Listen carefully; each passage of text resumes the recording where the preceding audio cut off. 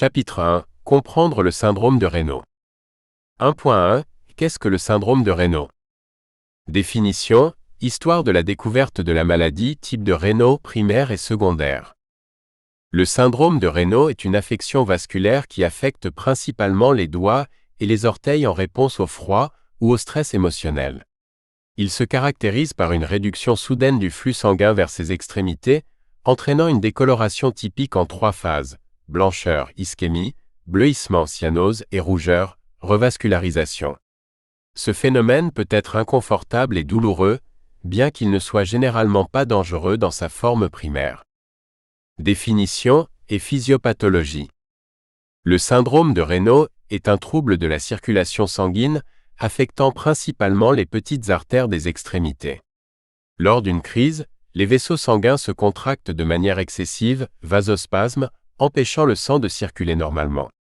Cette réduction du flux sanguin provoque un refroidissement et une modification de la couleur des doigts et des orteils, bien que d'autres parties du corps, nez, oreilles, lèvres, puissent parfois être touchées. Ce phénomène est déclenché par des facteurs externes, froid, vibration, ou internes, stress, émotions intenses. Dans certains cas, il peut être lié à des maladies sous-jacentes, ce qui distingue les formes primaires et secondaires du syndrome.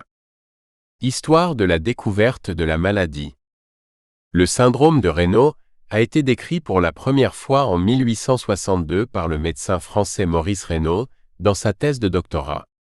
Il a observé que certaines personnes développaient des épisodes intermittents de décoloration des doigts après une exposition au froid ou lors de moments de stress.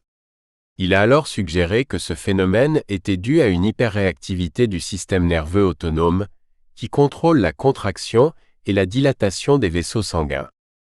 Au fil des années, les chercheurs ont mieux compris les mécanismes sous-jacents du syndrome et ont établi une distinction entre les 2 formes principales de la maladie, le syndrome de Raynaud primaire et secondaire. Les 2 types de syndrome de Raynaud. 1. Le syndrome de Raynaud primaire, ou maladie de Raynaud. Forme la plus courante, affectant environ 3 à 5% de la population générale, majoritairement des femmes. Apparition généralement entre 15 et 30 ans. Aucun lien avec une autre pathologie sous-jacente. Les épisodes sont bénins, sans complications majeures ni altération des tissus. L'évolution est stable, et la maladie peut même s'atténuer avec le temps. 2. Le syndrome de Raynaud secondaire.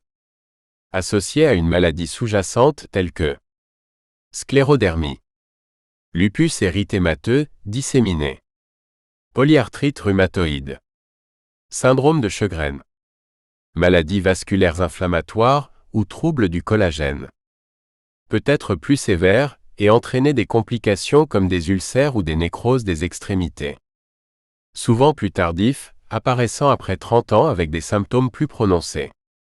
Peut être déclenché par l'usage de certains médicaments, l'exposition prolongée aux vibrations, travail avec des outils industriels ou des troubles endocriniens. Différence entre Raynaud primaire et secondaire. Conclusion. Le syndrome de Raynaud est une pathologie vasculaire qui peut être bénigne dans sa forme primaire, mais plus problématique dans sa forme secondaire. Il est important de bien comprendre les déclencheurs et les mécanismes du syndrome afin d'adopter des mesures adaptées pour le prévenir et le traiter efficacement. 1.2 Les symptômes typiques. Description des changements de couleur des doigts et des orteils, douleur